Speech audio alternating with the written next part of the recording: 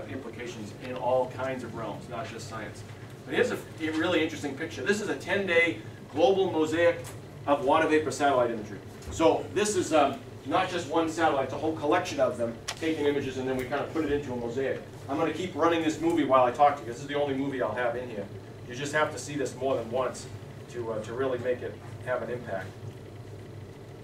You might think, looking at such a thing, that how in the world did you know on Monday that Thursday was going to be rainy? But you all knew that, didn't you? In fact, we knew this last Friday, last Thursday, a week ago. So we make forecasts of the weather that are pretty much right on, several days in advance.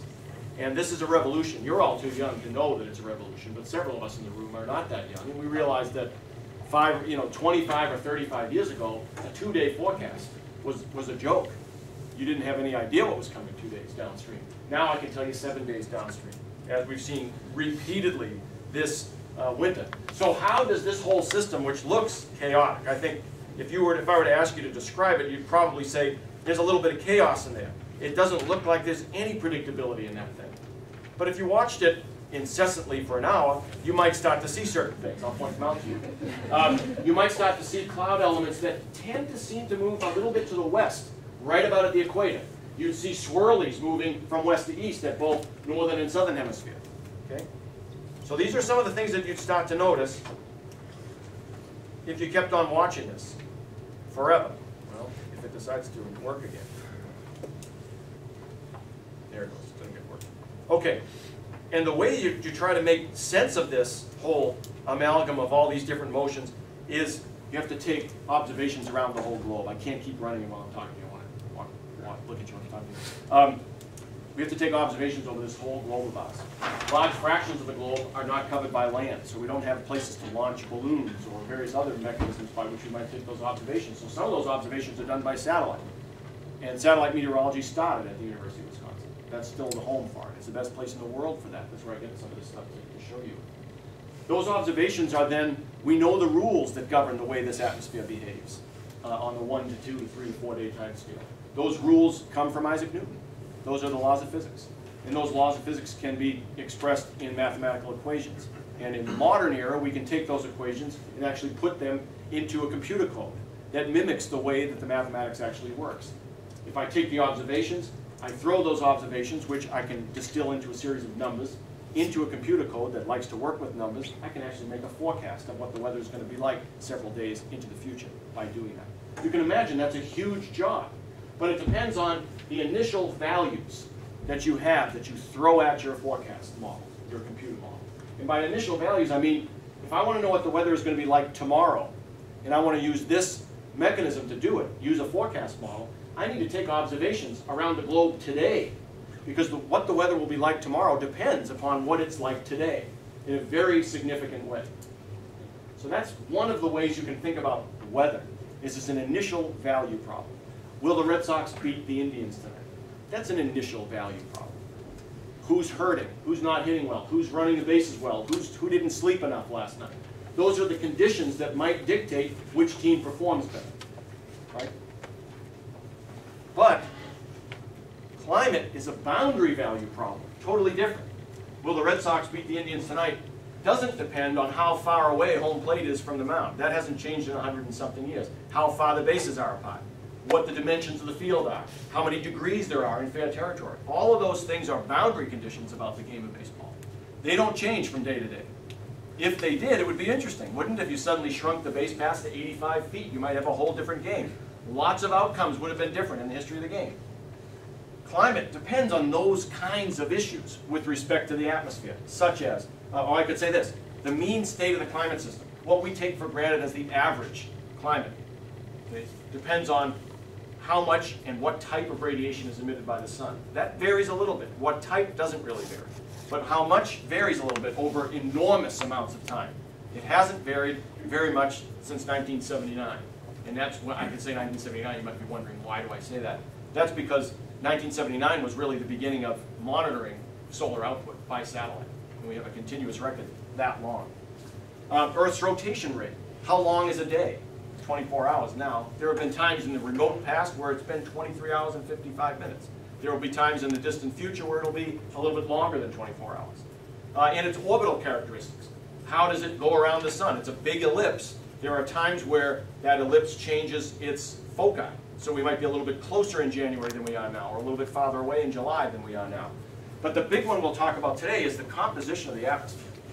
The atmosphere is made up of dozens of different gases, only 2 of which really rise to the top, oxygen and nitrogen, molecular oxygen and nitrogen. Every time you fill your lungs, 98-point-something% of what you filled it with is one of those 2 chemicals. And most of it's nitrogen. And nitrogen is inert. Oxygen, 22% or so of every breath. Then there are smaller fractional amounts of gases in the atmosphere that play a major role in changing issues around the boundaries of the climate system. Some of those chemicals in our atmosphere, such as carbon dioxide, water vapor, which is invisible water gas, it's not steam, you can't see it any more than you can see oxygen molecules. So water vapor is there, there's plenty of that, but it's variable. Methane, nitrous oxide, some other ones. Some of those chemicals have a very interesting characteristic. Not all of these chemicals in our atmosphere do, and it's this characteristic. They are transparent to visible radiation from the sun, and that's what the sun showers on the earth predominantly. 44% of the energy that comes off of the surface of the sun is in the form of visible wavelengths, the kind our eyes are sensitive to. Is that a coincidence? No. If you're going to have life evolve on a planet that's showered 44% with visible light, chances are its sensory organs will develop a sensitivity to visible light, right? Pretty interesting. And they're transparent. Most of the gases in our atmosphere are transparent to the transmission of that gas, right down to that radiation, right down to the surface of the planet. But some of those gases, like carbon dioxide, methane, nitrous oxide, they are not transparent to what is outgoing from the surface of the planet, which is infrared radiation. Longer wavelength, weaker type of radiation. The kind you and I are emitting right now. Our bodies have a temperature of about 100 degrees Fahrenheit. Well, a little less than that if you're healthy. And we emit radiation in the form of infrared wavelengths. And so we're all emitting radiation right now, bouncing all over the place. That kind of radiation is actually well absorbed by certain of these gases. In fact, I can show you a diagram. Here's a bunch of spikes on this from 0 to 100. Oh, I got to remember, I can't touch this board. Yeah. Okay, I won't touch it. Jeez, it's kind of scary. 0 to 100 is the percentage of absorption. So if there's a big spike, like there is right here for the methane absorption, that's at about 5 microns wavelength of radiation. A micron is maybe 10 times the thickness of your hair. So it's really small scale. I think it's 100 times, I can't remember now. There's a couple of spikes of really tremendous methane absorption. If you don't have methane in your atmosphere, this kind of radiation escapes from the surface of the planet without being absorbed by the atmosphere. Water vapor has a lot of absorption at a variety of different wavelengths. Carbon dioxide has 2 big spikes that are somewhat in the vicinity of the methane spikes. We're going to just talk about those 2. If I give you wavelength bands that correspond to the visible light, this is the kind that comes from the sun, and then infrared, I've colored it red so you remember it's infrared. That's the kind that's emitted by us, by the surface of the planet, by trees, by automobiles, and so on, because of the temperature they have. Then you can understand that there's very few gases in the atmosphere, apparently, at least these 3 anyway, do not absorb any of the incoming visible radiation, but they do absorb a little bit of what's outgoing from the surface of the planet. In fact, if I show you the whole atmosphere, now this is all the gases and all their absorption spectra added together, look at that. Almost nothing's absorbed by the gas that constitutes our atmosphere in the visible wavelengths. So the sunlight comes through this atmosphere as if it weren't there. That's just like light through a window. And we call them window regions for that reason. When we go to the infrared, the energy that's being emitted back to space from the surface of the planet, it's kind of a dirty window. There are some absorption spikes in the middle of that. And so we don't lose as much energy back to space as we would in the absence of an atmosphere. So it's very, very interesting. And incidentally, I should tell you, maybe you haven't heard this. Have you ever cut an apple in half and kind of looked at how thick the fruit is relative to the skin? The atmosphere of the Earth is 1/75th as thick relative to the surface, to the solid Earth, as the skin of that apple is to the fruit inside. So you're talking about a really thin layer of gas that has these somewhat magical properties.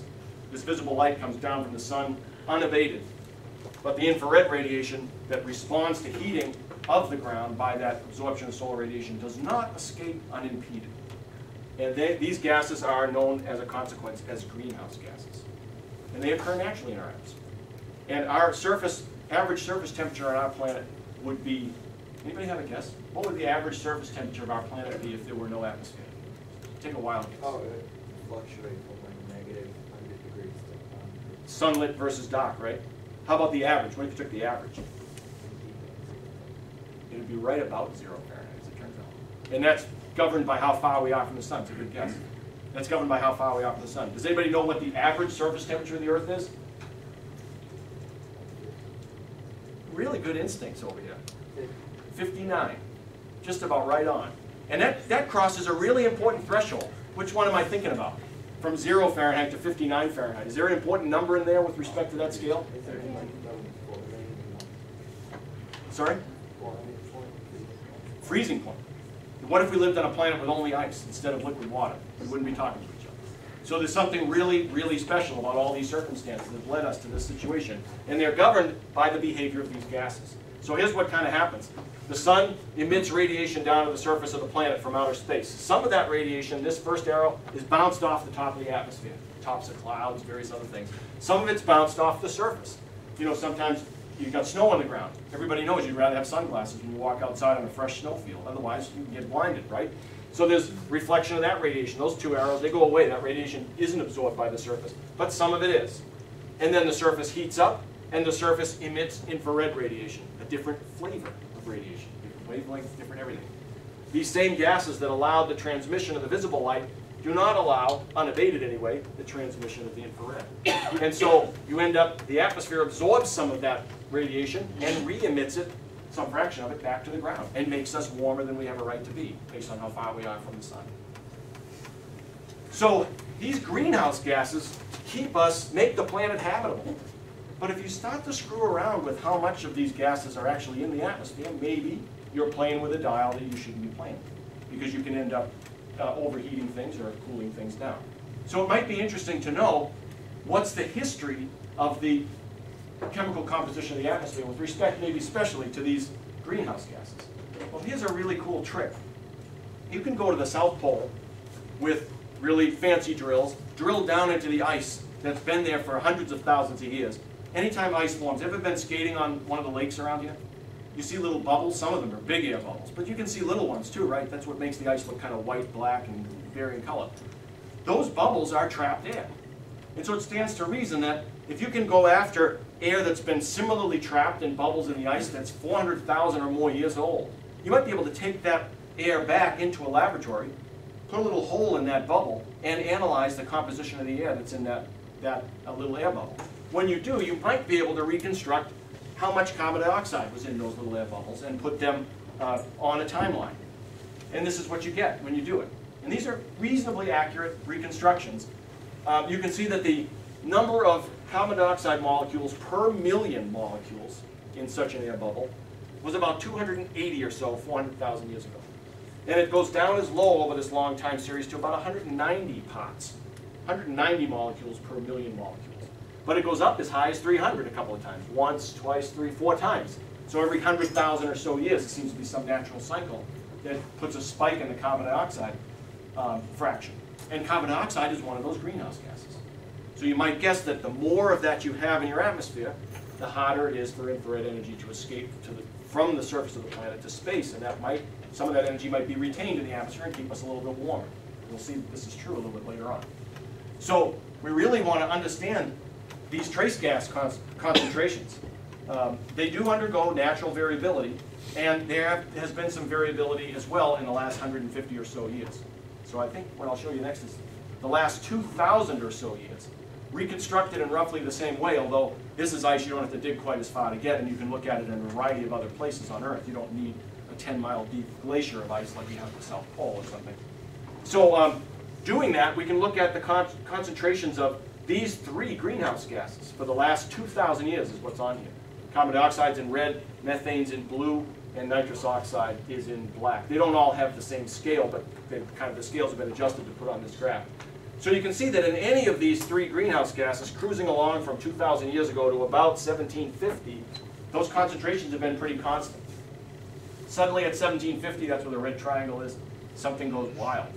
And we get a huge increase, especially in the carbon dioxide, and also in the same direction in the nitrous oxide and the methane.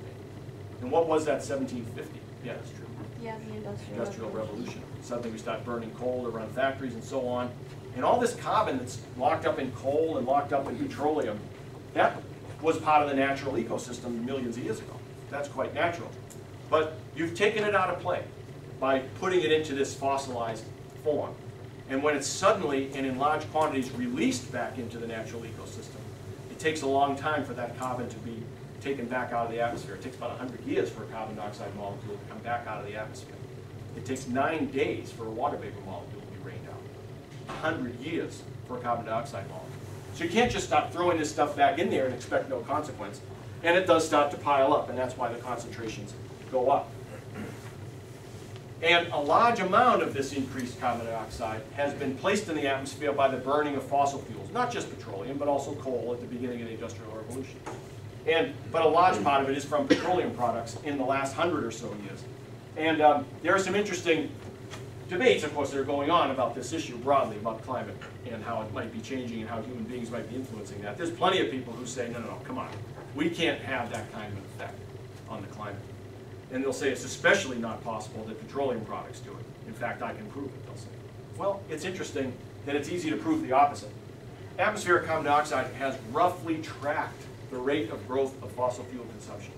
And do you think fossil fuel consumption is sort of a nebulous number that nobody's keeping track of? Of course not. If you had a lemonade stand, you'd know how much lemonade you were selling every year, wouldn't you? You'd know down to the pint. And if you're in the global business of selling fossil fuels, because that's how we run our economies, and we do it here too, of course, you'd know how much you're selling. You'd know how much you're extracting. So there's no mystery about how much has been used. There's no mystery at all. Okay? And it's also true that atmospheric carbon dioxide concentrations are higher by several parts per million. It's 7 over about 380, which is the global average now.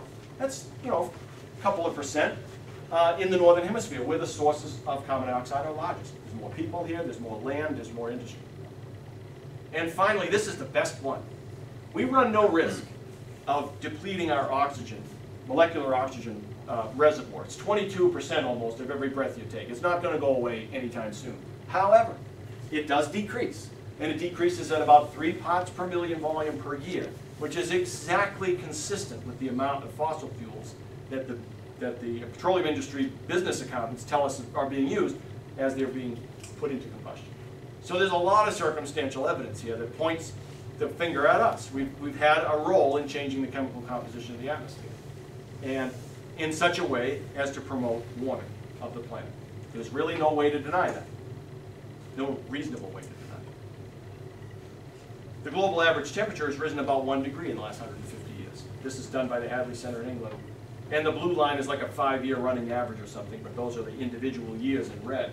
So you can see it's not one constant rate of increase. There's burps and starts and stalls to this trend, but the trend brings us from somewhere about -4 degrees from the current average, the last 50-year average, to about 5 degrees, or 0.5 degrees above it. So when you add it all up, it's about 1 degree in the last 150 years. And look at this. I don't know how they do this, I must confess, but I know that glaciologists and people who work with this are very confident about the temperature reconstruction that they can do relative to the current day average. And this is from the same ice core.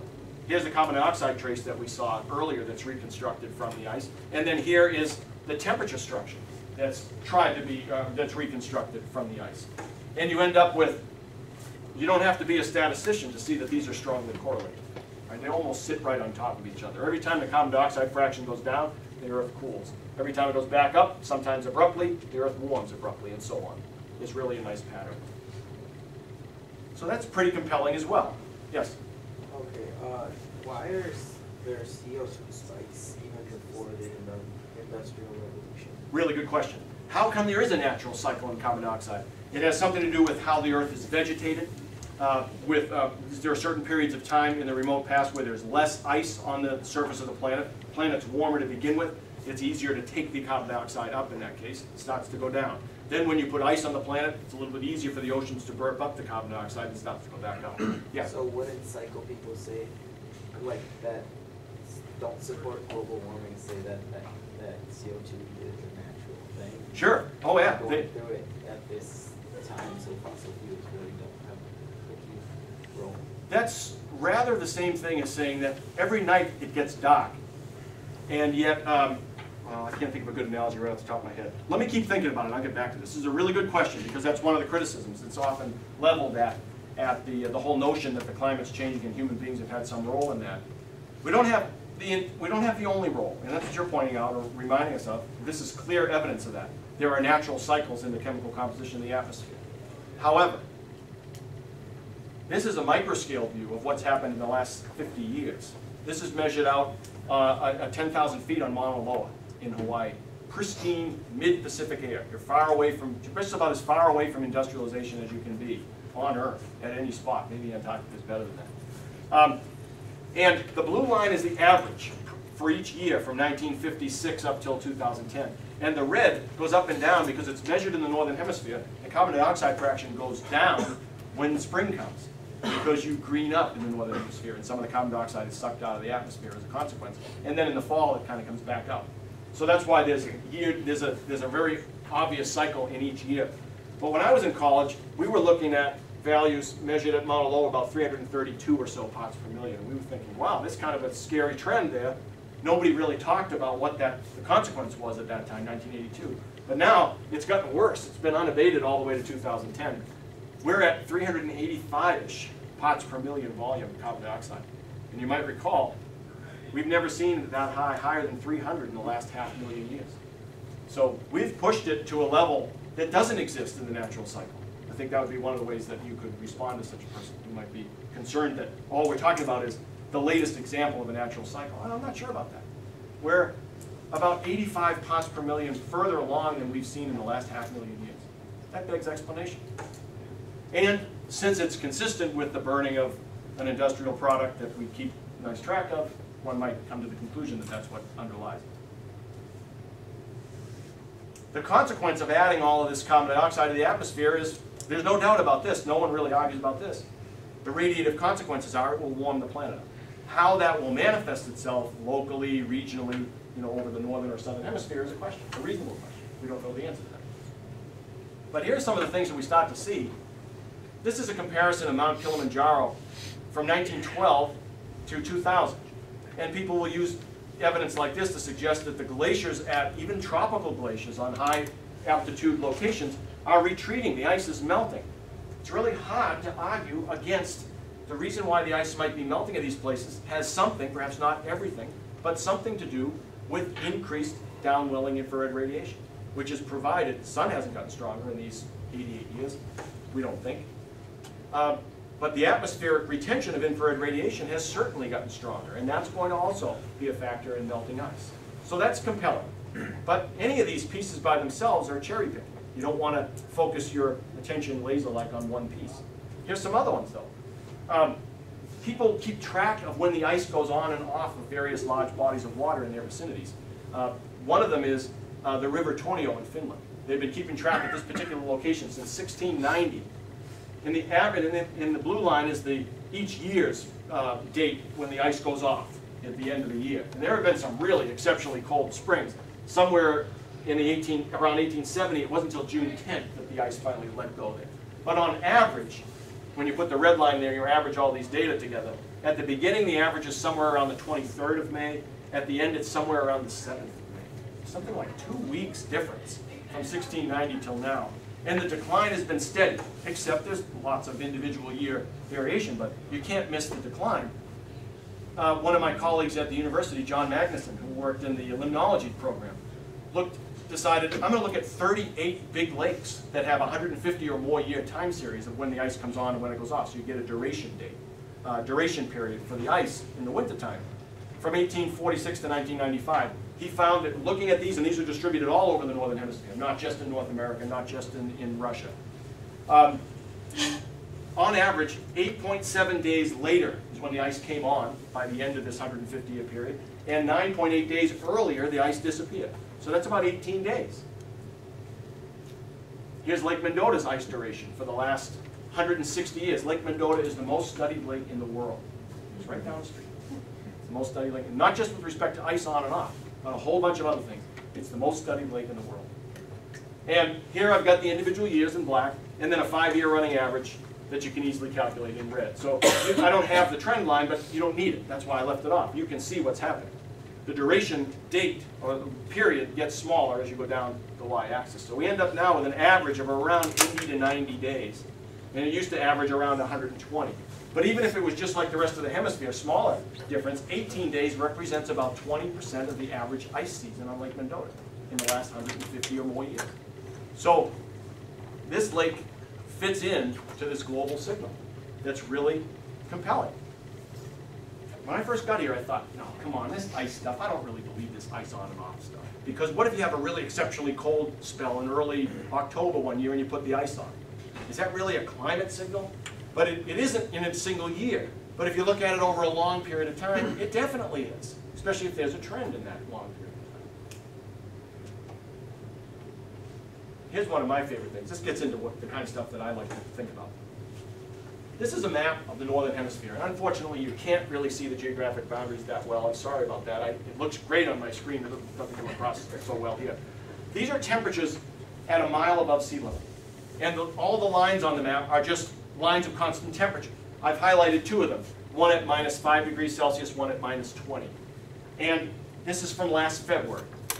And I got to thinking last spring, we should stop thinking very parochially about how cold the winter is. Remember last winter was so boring around here, we had almost no snow, it wasn't cold. Boy, did we pay the price this year, right? It was colder and snowier, and it just still feels like winter out there today. It's almost April 20th. So I thought, I don't want to fall into the trap of saying the winter is boring and benign all across the hemisphere just because it's not so exciting here in Madison. So looking at such a map as this, I kind of look at this, something like this every day. These L's are regions of low pressure at the surface, so there's 4 or 5 storms on here, and they deform the contours and the orientation of these lines of constant temperature. It's not so hard to calculate the area that's enclosed within this blue line, the minus 5 degrees Celsius line, a mile above the ground. It's nowhere near as susceptible to measurement error as surface temperatures are. I showed you earlier the global average surface temperature has gone up a degree since 1860. It's nowhere near as hard to measure that and feel confident about the measurement, this variable I should say, versus the surface temperature. So what about the area enclosed by the minus 5 line? Simple little calculation. Here's what I got when I compare last year to this year, from December 1st to February 28th. The blue line is the average over the last 30 years of this area. It gets to be about 70 million square kilometers of cold air a mile above the ground in mid-January, late February, or late January, early February. And then plus 1 standard deviation is the dashed blue on the top, and minus 1 where it's warmer than average below. And then in green is last year, both years, and red is this year. Both years start out the same until about January 1st, and then there's a wild departure. Last year, it was much colder than normal across the hemisphere, while it was warm here. This year, it was much warmer than normal across the hemisphere, while it was cold here. So you don't want to fall into the parochial view of the world. What it's doing here is what it's doing around the globe. Okay? Very interesting. But these are each day. I have 4 opportunities per day to calculate this area. I condense each one of those 4 event periods into one value for each day of a given cold season. Or I could take the average of all 90 of these days in each cold season, go all the way back to 1948 and plot those. So this is December, January, February, 48, 49, December, January, February of last year. And these are the areas in each of those cold seasons. And son of a gun, no matter what temperature you take, the top one's minus 5, and then the coldest is minus 25 at this 1 mile above the ground. That's going down. Look at that trend line. The northern hemisphere wintertime cold pool is shrinking. There's no way to explain that except by radiation. There's no way to do it. It doesn't just stop getting cold in the wintertime anymore. It just doesn't get cold quite as widespread as it used to. I find this really interesting. And this is just one data set. There are a couple of other ones. This is one of the US data sets that I used to calculate this. The blue lines come from a European Center for Medium Range Weather Forecasting data set. Gives you the same answer. And then we have a brand new product that came out of NASA for the last 32 or so years, gives you the same answer. So it's getting warmer around the globe. Whether you look at surface temperatures or you look at temperatures a mile above the ground, the conclusion's the same. There's a lot of noise in this debate. Some people run around with their hair on fire. You know, the world's coming to an end. Each one of these things, either the orange or the red signs are either observations or harbingers, according to this group that I found this from. Everything under the sun is caused by climate change to some people, and that's frightening, and it does nobody a service to say such things. Every time the sun comes out or it's extra hot someplace, like in Wichita, must be global warming. Every time it snows or rains in maritime Canada beyond a certain threshold, it must be global warming. That's bad news. We don't want that. That's not science. That's public relations. I just got this book in the mail the other day, The Mad, Mad, Mad World of Climatism, written by someone who says he's a scientist in my field. He's not. Doesn't have a degree in our field. Hasn't gone to school for it. He's a public relations guy. And he defines climatism as the belief that human-induced carbon dioxide increases will destroy the Earth's climate. This is the direct quote. I have it on a piece of paper. I've memorized it. Destroy the Earth's climate? How do you destroy the climate? The climate is subject to being altered. That's not destroying it. So this is clearly an agenda-driven view. It's very interesting for me to read this. I'm enjoying it in a perverse way. And then, even well-intentioned Hollywood wants to get awareness built up about maybe this issue. This is, I call it Hollywood science. When I saw this movie, I came out disgusted. I thought, this is terrible. This is going to be ammunition for the skeptics. They're going to say, look at how crazy these people are about climate. They're going to say, they believe in climatism. So, when you're a scientist, it's really odd that this has been such a debate. Because science is, by its nature, plotting and extraordinarily conservative. Every time I've sent a paper in for review, it comes back with more red ink on it than there probably is in this room. And you have to work hard to get people past the point. You have to understand what they're criticizing you for. Then you have to reevaluate what you said. That's 2 or 3 times that has to happen before you finally get the paper out, it sees the light of day. Then your colleagues get to read it in a journal, and they say the same thing. And you go back to your desk and you say, maybe I've never had a good idea. But that's how it is. It's exceptionally conservative. No one's out to make money here, except the Hollywood people. How do we determine where the truth is in this whole debate? It's like when I bring my car to the shop. Hey, I'm at the mercy of the mechanic. I know nothing about automobiles. But I have Emily's List and some other places. Not Emily, what is it? Is that Emily's List? You can check on people? There's all sorts of ways you can do that now. Those are helpful. I want to know who it is who's, or Angie's List. I want to know who it is who's working on my car, right? Numerical modeling. The very same advance that brings us the day-to-day weather forecast. And let's face it, if you keep score accurately from day to day, how many times in the last month have you been disappointed that the forecast painted the wrong complexion of the day for you? Not very often, right? You might have been disappointed with the weather, that's a whole other issue. But the forecast points you in the right direction. I'd say 9.5 times out of 10, even at 3 days out. So we use that same technology to reconstruct what was the case over the last 100 years. The dashed line here is the measured temperature departure from the average over the last 50. And then in red and in blue are 2 different numerical simulations. Imagining the atmosphere as it actually is, and seeing how well we can replicate the observed record, which is dashed. And it's pretty good, right? There's a couple of spots where it's not right, but there's a couple places, most of the time, it's pretty much pretty good. Then if we imagine the atmosphere without the increased carbon dioxide fraction and other greenhouse gases, we call that the no human influence 100-year forecast. And look at that, that's quite different. So it leads you to believe that there really is a human influence on this problem that we're talking about. And there's nothing wrong with that unless we don't try to do anything about it. And then you can use those same forecast models to put yourself into the future. What's going to happen in the next 100 years? So here we are at about 2000, and this is the temperature trend.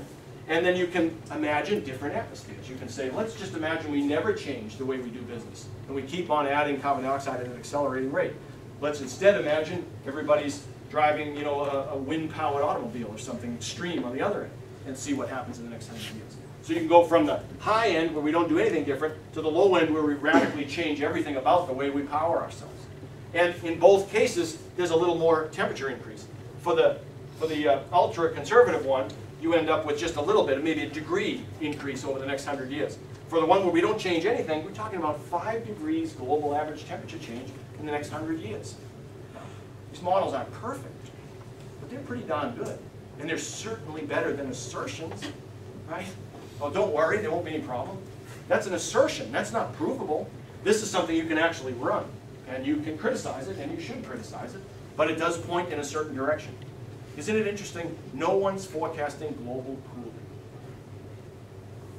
Something to think about. Because the models don't point that way.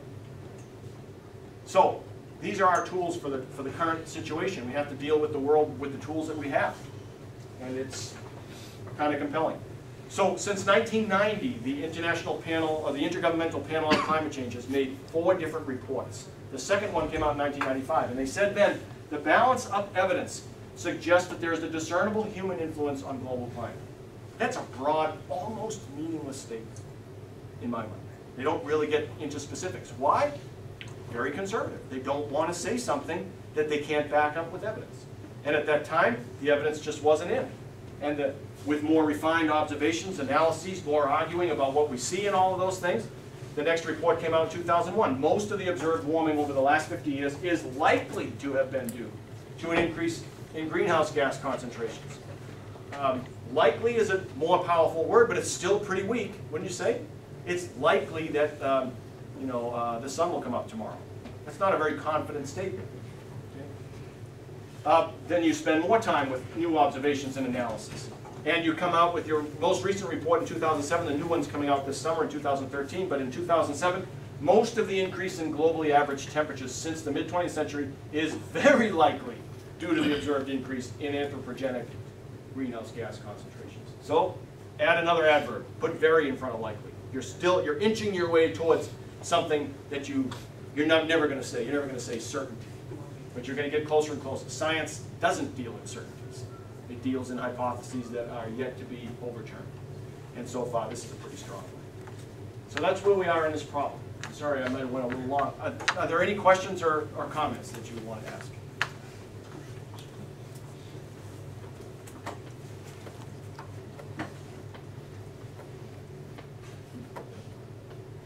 Yes, Pete. On that last graph you showed, it looks like This one here? Yes. Okay. So the projections start in 2000.